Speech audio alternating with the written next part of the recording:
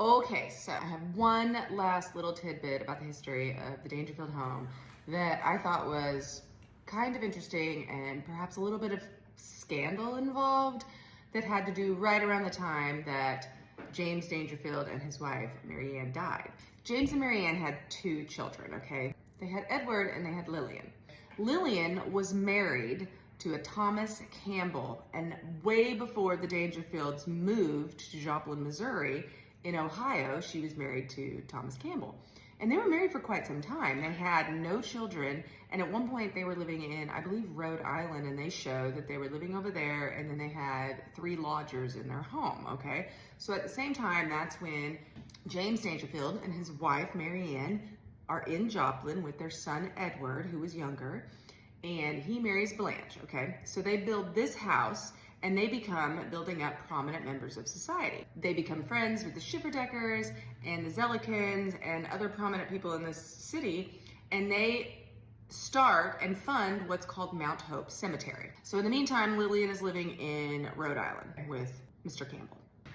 Okay, so here's what's cool. All these founding fathers, you've got James Dangerfield, you've got Charles Schifferdecker, you've got Edward Zellikin, and Chin. You remember the Jane Chin house that I helped salvage out of in Webb City? So they all got together and they decided they want to build Mount Hope Cemetery. And this is around 1905-ish, okay?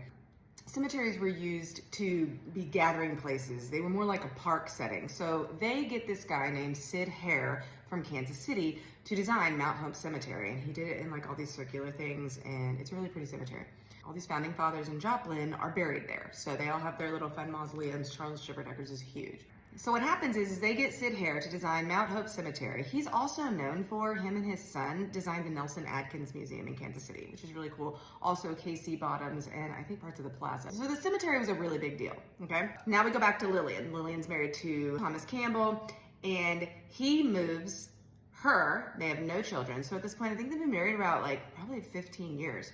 And they come to Joplin because everything's up and coming. And at the time, I believe he starts managing like a horse carriage house or something. That's the job that he gets. But pretty soon, he starts managing Mount Hope Cemetery. So he gets a job from his father-in-law where all these prominent members are knowing what's going on, and he gets a job managing this cemetery. And this is where I think the entire family just went poof. Okay. Mary Ann dies in 1908. And within 6 months or something like that, James dies too in 1909. So his wife dies.